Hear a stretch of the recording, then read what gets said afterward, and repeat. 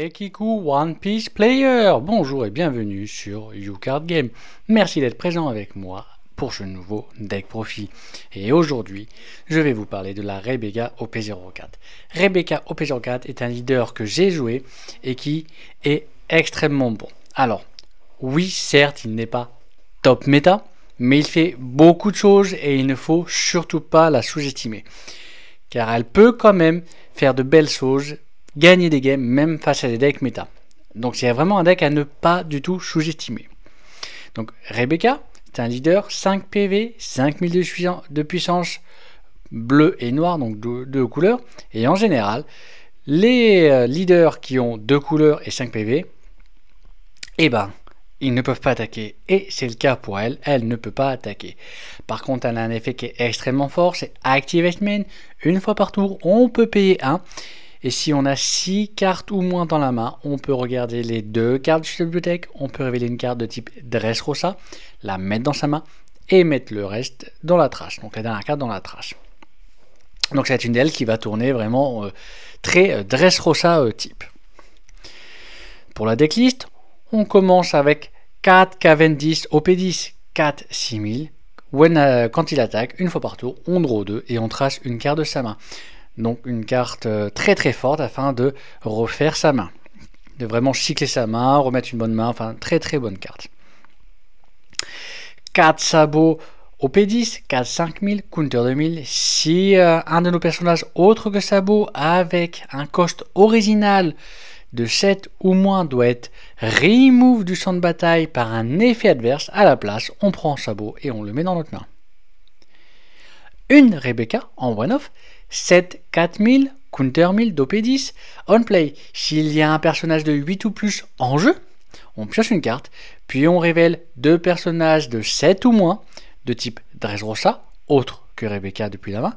On en joue un de façon active, puis on peut jouer l'autre personnage s'il a un coût de 4 ou moins, et on le met reste. 3 Orlombus OP04, 4 5000, counter 1000, Activate une fois par tour. On peut réduire le cost d'un personnage adverse de moins 4 jusqu'à la fin du tour.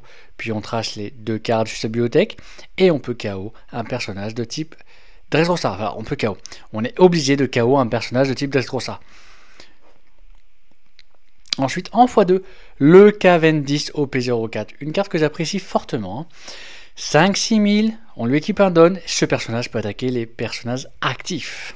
Donc très très fort pour pouvoir gérer des persos que l'adversaire protège des effets avec d'autres personnages, mais qui laisse actifs pour pas qu'on puisse les KO donc en attaquant.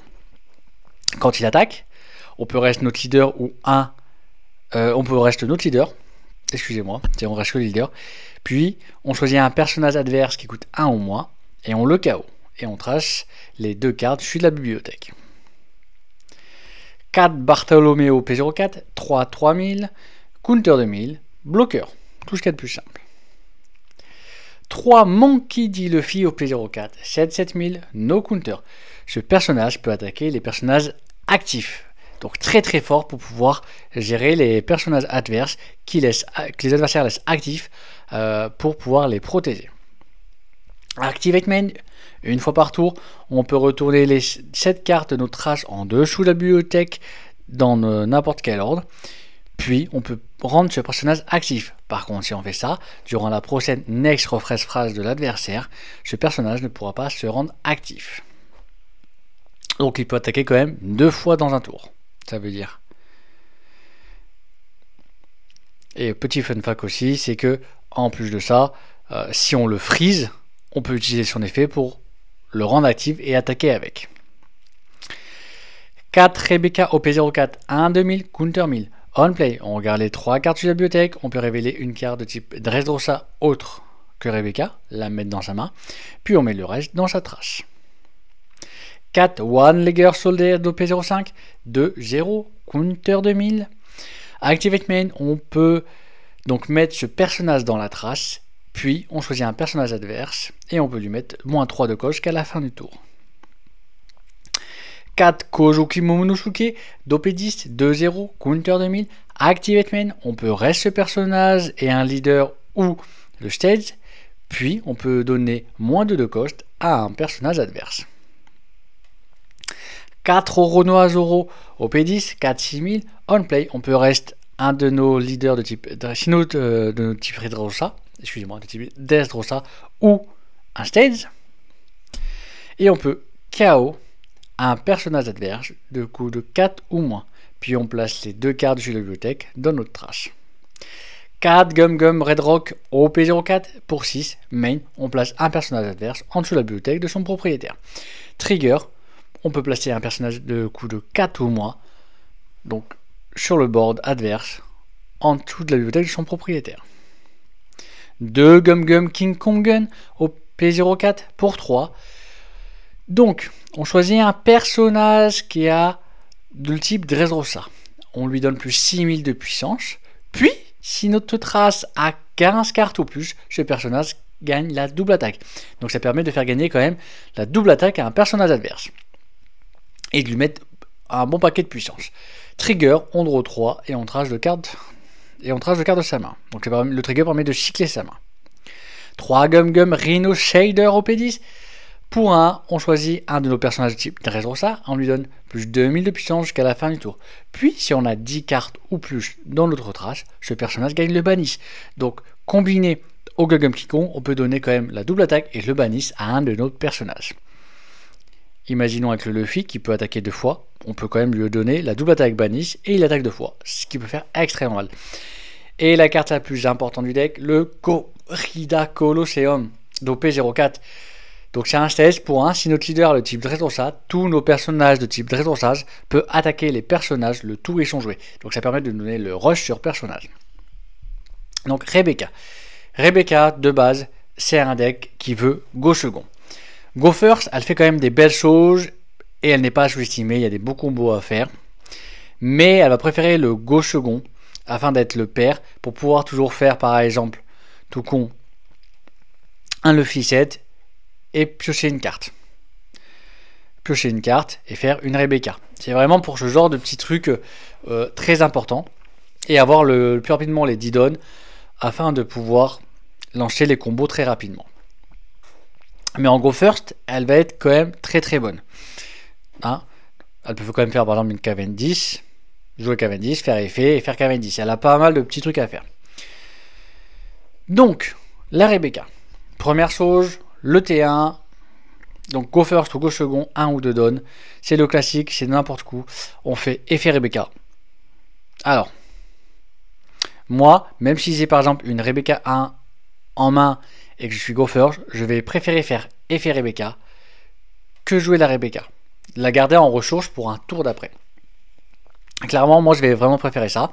Et en go second, bah, je vais faire effet du leader, puis effet. Je vais jouer la Rebecca. On fait notre tierce, on fait notre main.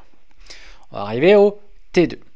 T2, go first, go second. Bah, le go first, le problème, c'est qu'on n'a pas grand chose à faire. Donc, en 3 dons, là, on peut à la rigueur refaire un effet Rebecca, jouer une Rebecca. Il y a ce genre de choses qu'on peut faire. On peut à la rigueur jouer un Bartholoméo, mais on n'a pas grand chose à faire. Alors qu'en go second, on va pouvoir jouer le Cavendish. Alors la petite chose, le type tips que j'ai pas dit clairement, c'est que la priorité dans tous les cas, c'est de jouer le Corrida Colosseum. Si tu l'as T1, tu le joues T1. En go first, tu peux te permettre de le jouer vraiment, tu peux te permettre en fait de le jouer T1, de faire effet leader, effet de ou Rebecca en go first, et de jouer le Corrida. Parce que vous l'avez vu, il n'y a pas vraiment de T2 en go first. Par contre, en go second, moi je conseille de faire Rebecca, effet de leader. Puis si on a le Corrida, jouer le Corrida avant de faire Rebecca. Comme ça, en go second, on a assez de dons pour pouvoir soit préparer un sabot, suivant ce qu'on a, soit jouer un Cavendish. Alors on va rarement jouer un Zoro à ce moment-là. Dans le plupart du temps, ça va pas vraiment être très utile. Ensuite, on va arriver au T3. Le T3, c'est donc 5 ou 6 dons. En go first, bah là en go first, on peut faire un Cavendish, en sachant qu'à chaque fois je vais pas le répéter en boucle, mais on peut faire un effet, un Rebecca. Si tu as toujours un don de libre, tu permets de faire un effet Rebecca pour faire ta main, faire ta draw. Surtout qu'avec Rebecca, tu vas pas hésiter à utiliser tes counters de 1000, hein, ou même tes counters 1000 suivant la situation. Hein. mais tu vas pas utiliser tes counters pour pouvoir te défendre. Pour perdre un minima de PV très rapidement. Au moment où tu acceptes de prendre plus de PV, clairement, c'est quand tu n'as pas le corrida dans la main de départ, malgré que tu as le mulligan, que tu as essayé de le CRC avec des Rebecca, l'effet leader et des Rebecca, et si tu n'as toujours pas, là tu peux te permettre de prendre 1 ou 2 PV, passer à 3 PV, pour essayer de trouver justement le corrida, parce qu'il est peut-être dans les PV, il ne faut pas oublier, et en sachant que corrida est très important. En sachant que si tu l'as mis dès le départ, et que tu es go second, à ton T2, tu as pu, par exemple, attaquer avec Cavendish, même un perso de merde, tu t'en fous, tu as attaqué, tu as fait l'effet, tu as cyclé ta main.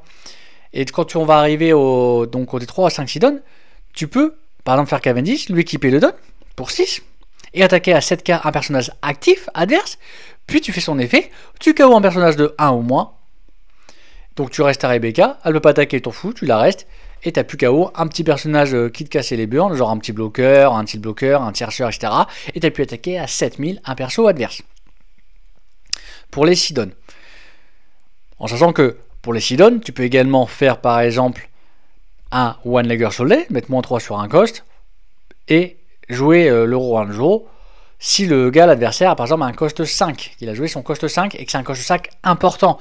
Par exemple, tu affrontes un Purple Luffy, il a pu jouer à ce moment-là, il a largement pu jouer un Sanji qui, quand il attaque, il draw une carte. Donc tu peux te permettre de faire un One-Legger Soldat ou un Kojuki Mushuke et faire le Rohan Joro pour le KO. Et même là, c'est encore mieux, c'est que tu as fait un One-Legger Soga pour faire -3 par exemple sur le Luffy 7-8000 et tu as fait le Rohan Joro pour le KO. Par exemple, ça va dépendre de la situation. Je dois arriver au 7 ou 8 donnes. 7 ou 8 donnes, on ne joue pas Rebecca. Cette Rebecca-là, son effet ne va pas fonctionner car on n'aura pas de perso 8 en jeu. Et comparé à Usopp qui donne 1 de cost à nos personnages, ça, Rebecca ne le fait pas. En fait, elle est là en one-off contre certains match-up qui, eux, vont jouer des cost 8 et qui vont nous permettre, à ce moment-là, de faire son effet. Mais on ne joue pas là. On ne la joue pas. 7 et 8 donnes, tu peux te permettre de jouer là, à ce moment-là, un Luffy, par exemple. Surtout si tu en as un autre en main, c'est pas grave. Si tu peux le protéger des attaques, c'est bien. Donc, mais si tu peux pas le protéger, si tu peux le protéger des effets, c'est-à-dire que tu as préparé un sabot. C'est pour ça que en T2, c'est bien des fois de préparer un sabot pour pouvoir protéger le Luffy. Ou le tour d'avant, même en T3, mettre un sabot pour pouvoir protéger le Luffy le tour d'après. Et soit l'adversaire claque des ressources pour KO le sabot, et donc il en aura peut-être beaucoup moins pour le Luffy, soit il n'a pas claqué de ressources pour le Luffy, pour le sabot, donc tu as toujours ton sabot, tu as joué ton Luffy est protégé des effets. Si l'adversaire, après tu vas arriver au 7 ou 8 donnes, voilà. On va passer au T5, 9 ou 10 donnes. 9 ou 10 donnes, là l'adversaire là jouera un cost 8 minimum, tu peux jouer ta Rebecca qui te permet de jouer Luffy et sabot, en sachant qu'avec ta Rebecca tu peux jouer même Cavendish et Zoro. Et il te reste 3 donnes. Avec 3 donnes, tu peux par exemple jouer un petit soldat, faire -3 pour KO un 4 avec ça, un autre 4, face par exemple au deck très agressif, et il te reste un don pour faire l'effet Rebecca. Le but par contre de Rebecca, ça va être de gérer le board adverse. Il faut savoir qu'avec Rebecca, il faut être patient.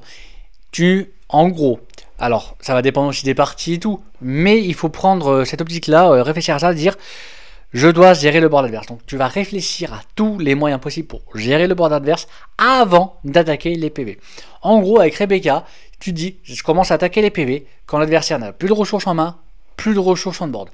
Alors bien évidemment, en réel, c'est plus compliqué que ça, mais il faut essayer de faire ça et prendre ce tips-là et se dire ok, c'est comme ça qu'il faut jouer Rebecca. Toujours garder en main si possible, alors c'est si possible, un Gum Gum King Kong et un Rhino Slider. Si tu affrontes des decks style vert, moi je te conseille toujours, avec mon kit Luffy, d'attaquer avec Luffy. Et si derrière tu as ce petit type de t'as pas mis le sabot, hein. On prend en compte que t'as pas mis le sabot, tu te dis je vais vouloir essayer de finir mon adversaire, rends-le actif pour pas qu'il se prenne un Shanks, clairement, un Shanks 9 ou une merde comme ça. Sauf s'il a posé déjà un gros cost, un cost de 8 minimum, et toi tu as pu jouer Rebecca qui joue Luffy, qui joue Sabot. Là, à ce moment-là, tu es tranquille. Si l'adversaire enchaîne les gros costs, tu as toujours le Gum Gum Red Rock En plus, je peux faire un Gum Railroad pour gérer un perso de coche 10, 9, 8, voilà. Et tu as le Rorangero qui peut, il arrive, on play, tu gères un cast. En fait, par exemple, si tu affrontes un deck style vert qui a joué George Smoker, qui a joué Kid, Rosinante, Tashigi, tu fais pour 4, tu KO Tashigi, et pour 6, tu bottom Kid. Et en plus de ça, normalement, à ce moment-là, tu as toujours ton petit Luffy, ton petit Luffy, tu peux te permettre de pas forcément attaquer tête, tu peux soit attaquer tête, soit attaquer le personnage actif adverse. Genre tu peux préparer l'attaque sur le bloqueur. Et pour le tour d'après, faire un Gum Gum King Kong sur Luffy, un Gum Gum Rhino Sender sur Luffy, lui faire un bon 15 000 double attaque Banis, l'attaquer de double attaque Banis, effet du Luffy, je prends cette carte de la bibliothèque, je les mange de la trash, je les mange de la bibliothèque, je le mets on tap, et je refais double attaque Banis. Tu as enlevé en un tour 4 PV, donc en plus c'est 4 PV, c'est pas de carte en main, c'est pas de trigger, pas de ressources en main, donc l'adversaire à ce moment-là il est un peu en PLS. Hein.